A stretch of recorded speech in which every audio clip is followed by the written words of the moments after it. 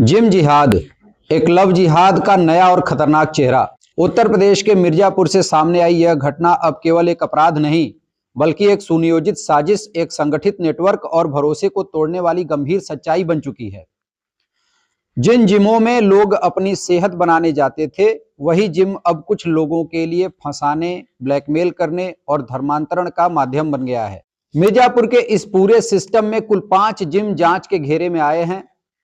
Iron fire gym, KGN 1, KGN 2, KGN 3 और B fit gym. Police जांच के अनुसार इन जिमों में काम करने वाले कुछ ट्रेनर और संचालक पहले युवतियों से दोस्ती करते थे।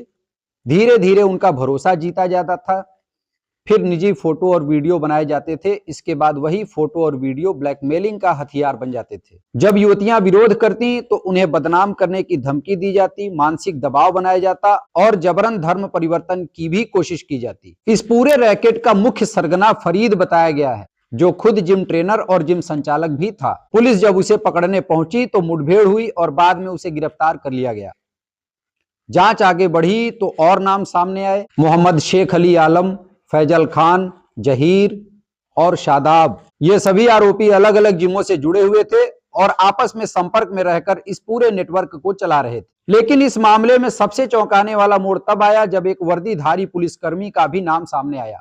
दैनिक जागरण सहित कई अखबारों की रिपोर्ट के अनुसार JRP हेड कांस्टेबल इरशाद खान, जो माधो सिंह रेलवे स्टेशन पर तैनात था, इसका नाम भी इस जिम जिहाद मामले में सामने आया है और आरोप है कि उसका संपर्क भी इन जिमों से था और वह इस नेटवर्क में किसी न किसी रूप से जुड़ा था।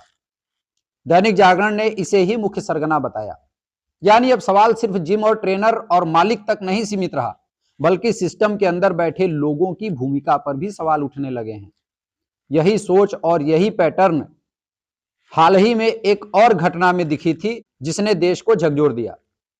KGMU यूनिवर्सिटी लखनऊ में एक डॉक्टर को गिरफ्तार किया गया, जहां आरोप है कि उसने अपने पद और भरोसे का गलत इस्तेमाल कर युवतियों का शोषण किया और धर्मांतरण करवाने का प्रयास किया। यह घटना दिखाती है कि ऐसी मानसिकता सिर्फ एक शहर तक सीमित नहीं, बल्कि एक बड़े और खतरनाक ट्रेंड का हिस्सा बनती जा रही है।